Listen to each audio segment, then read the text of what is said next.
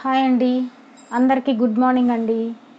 ఈరోజు మనం చెప్పుకోబోయే కథ పంచాంగ శాస్త్రి. అనగా అనగా ఒక అడవి. ఆ అడవిలో 7 దొంగలు ఉండేవారు. ఒక రోజున వాళ్ళు దొంగతనానికని బయలుదేరి వస్తూ ఉండగా పంచాంగ శాస్త్రి ఎదురుపడ్డాడు. నున్నటి బోడిగుండు, గుండు మీద వంకాయ ముచ్చికంత పిలక, ఒంటి నిండా విభూతి రేఖలు, చంకన విసనకర్ర, చేతిలో పంచాంగం. ఇది శాస్త్రులు గారి వేషం. శాస్త్రి వేషం చూసి దొంగలు పక్కపక్క నవ్వారు. వాళ్ళని ఎగాదిగా చూసి వాళ్ళు ఫలానా వారు కదా అని శాస్త్రి తెలుసుకున్నాడు. ఆయన ఇప్పుడు దొంగల చేతుల్లో చిక్కుకున్నాడు. వాళ్ళు పిలక ఓడగొట్టి చేతిలో చెంబు, భుజం మీద అంగవస్త్రం లాక్కున్నా తను చేసేదేమీ లేదు. ఇటువంటి సమయంలో శాస్త్రికి మంచి ఉపాయం తట్టింది.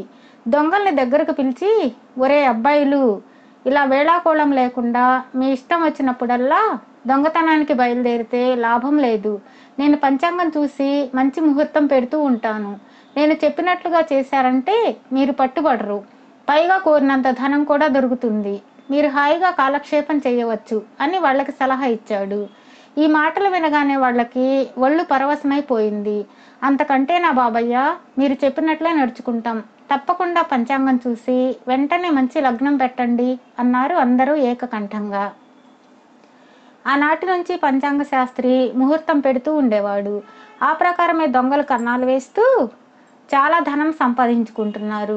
వాళ్ళు తమకు దొరికిన ధనంలో నుంచి పంచాంగ శాస్త్రికి 10 వరహాలు గురుకట్నం ఇస్తూ ఉండడం కూడా మామూలైపోయింది. కట్నం ఇవ్వడమే కాకుండా దొంగలు ఆయన్ని ఎక్కువగా గౌరవిస్తున్నారు.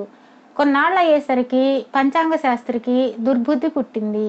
మనకి వాళ్ళు ఇచ్చే కట్నం ఏ మూలకు వస్తుంది?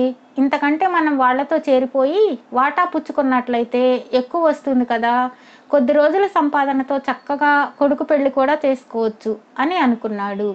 ఈ ఉద్దేశం దొంగలకు చెప్పి, నేను మీతో వస్తాను, నన్ను కలుపుకొని నాకు కూడా వాటా ఇవ్వండి అని కోరాడు.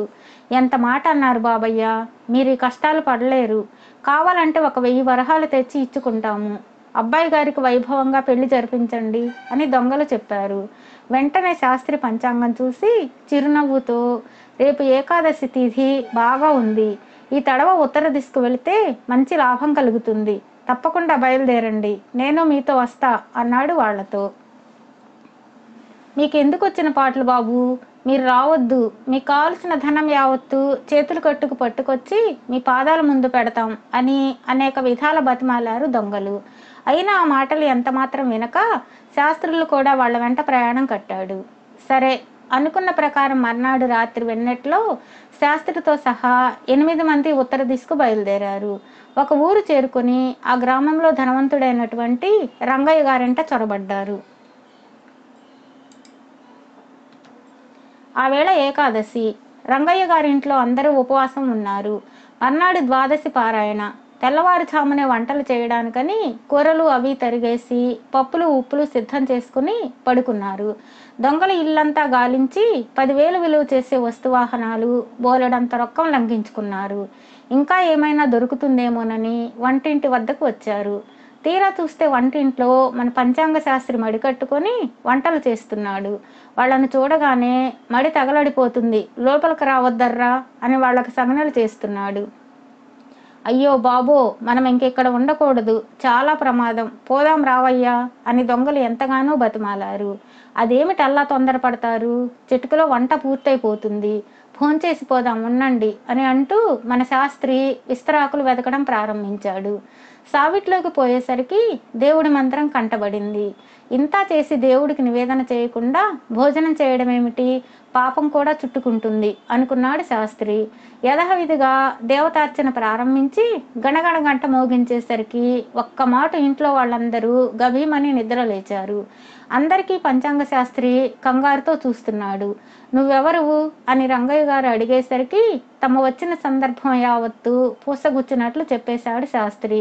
ఓయ్ పిచ్చి బ్రాహ్మడా, ఎంత పని చేశావయ్యా అని రంగయ్య గారు శాస్త్రిని జాలి తలచి 10 వరహాలు ఇచ్చి పంపేశాడు. పారిపోవడానికి వీల్లేక దొంగలు కూడా పట్టుబడిపోయారు. వాళ్ళని జైల్లో పడేశారు. దాంతో మన పంచాంగ శాస్త్రికి దొంగలకి జట్టు పూర్తిగా విడిపోయింది.